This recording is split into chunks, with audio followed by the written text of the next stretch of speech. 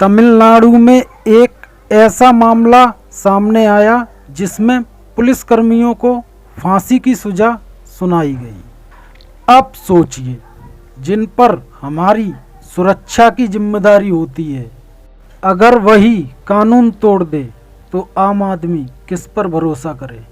ये सिर्फ एक केस नहीं, ये पूरे सिस्टम पर सवाल है। आइए पहले पूरा मामला समझते हैं।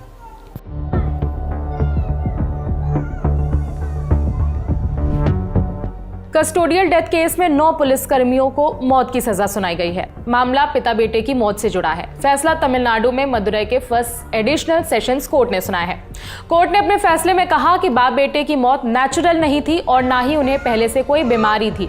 कोर्ट ने माना कि दोनों की मौत कस्टडी में हुई वायलेंस की वजह से हुई है। केस में 10 पुलिसकर्मियों को आरोपी बनाया गया था। 9 को मौत की सजा सुनाई गई है और 10वें आरोपी की कोविड से मौत हो गई थी। ने देखा मामला कितना गंभीर है। कस्टडी में 2 मौत कोई छोटी बात नहीं। कोर्ट ने इसे रेयर स्टेट ऑफ रेयर माना, मतलब अपराध बहुत ही गंभीर था। लेकिन एक बात ध्यान रखना जरूरी है, सिर्फ सजा सुनाई गई है, अपील भी होगी, कानून अपना काम करेगा। मामला तमिलनाडु के सतनकुलम का है। केस की शुरुआत होती है साल 2020 से। देश में कोविड लॉकडाउन लगा था, सड़कों पर सन्नाटा था, घर से निकलना मना था। 19 जून 2020 की रात करीब 7:30 बजे 58 साल के बिजनेसमैन पी जयराज को पुलिस ने हिरासत में ले लिया। आरोप लगा कि जयराज ने लॉकडाउन नियम को तोड़ा है। सीबीआई रिपोर्ट के मुताबिक जयराज के 31 साल के बेटे जे बेनिक्स को जैसे ही ये खबर मिली, वो पिता को लेने के लिए सतनकुलम पुलिस स्टेशन पहुंचा।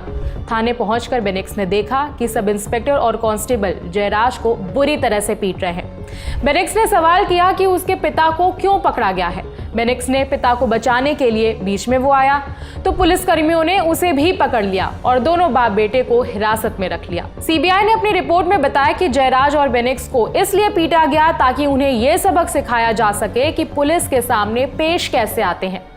रिपोर्ट के मुताबिक दोनों को कई घंटों तक पीटा गया। उनके कपड़े भी उतार दिए गए थे। दोनों को बारी बारी से बुलाया जाता।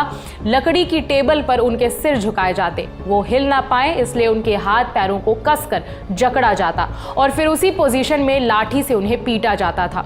उन्हें इस बात के लिए भी मजबूर किया गया कि वो अपने खून को खुद ही साफ करें। फर्श पर पड़े खून को अगले दिन सफाई कर्मचारी से साफ कराया गया ताकि सबूत मिटाया जा सके।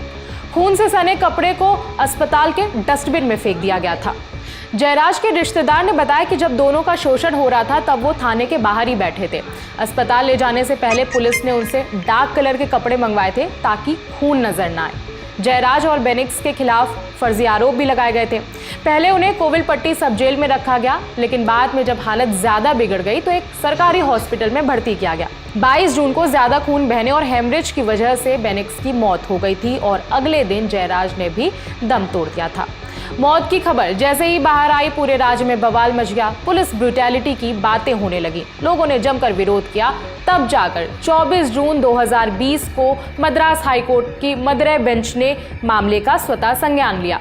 सीबीआई को जांच के आदेश दिए गए। जांच में सतनकुलम थाने की दीवारों, टॉयलेट, एसएचओ के कमरे और लाठियों से डीएनए सैंपल को लिया गया जो जयराज और बेनिक्स से मैच हो गया।